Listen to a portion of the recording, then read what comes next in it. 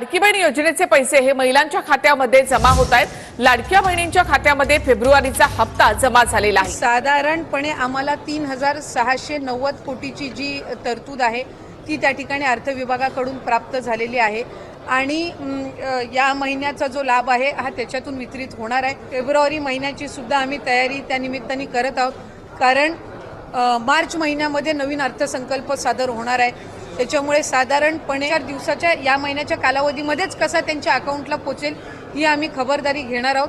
February महिन्याचं नियोजनसुद्धा आम्ही त्या पद्धतीनं करत आहोत आणि अर्थसंकल्प सादर झाल्यानंतर त्यावेळेला सुद्धा प्रत्येक महिन्यामध्ये कुठेही खंड पडता कामा नये या पद्धतीची आम्ही उपाययोजना विभाग म्हणून घेत आहोत। सुरुवात ही आम्ही करत आहोत आणि त्या संदर्भातलं जे आर्थिक नियोजन आहे ते सुद्धा अर्थ विभागाकडून आम्हाला महिला व बालविकास विभागाला प्राप्त झालेला आहे।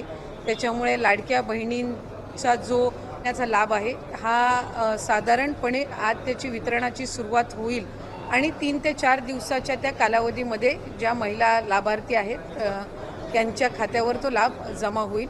मला आपल्या माध्यमातून सर्व लाडक्या बहिणींना आज महिन्याच्या संदर्भातले अनेक माध्यमांकडून सुद्धा विचारलं जात होतं आणि बऱ्याचशा लाभार्थ्यांकडून सुद्धा साधारणपणे तो प्रश्न उपस्थित केला जात होता।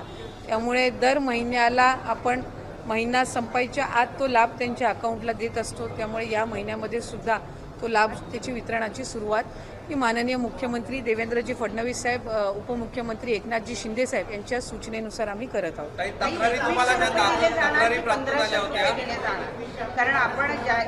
ताई, या संदर्भामध्ये आम्ही आधी सुद्धा बऱ्याचशा वेळेला स्पष्टीकरण दिलेलं आहे। राज्याचे मुख्यमंत्री देवेंद्र फडणवीस साहेबांनी दिलेलं आहे, दोन्ही उपमुख्यमंत्री महोदयांनी दिलेलं आहे की नवीन अर्थसंकल्प किंवा त्याच्या पुढच्या कालावधीमध्ये या संदर्भातला सकारात्मक विचार जो आहे तो करण्यात येईल। त्याच्यामुळे सध्याच्या या महिन्याच्या याच्यामध्ये 1500चा लाभ जो चालू आहे तो आपण त्यांच्या खात्यामध्ये वितरित करत आहोत।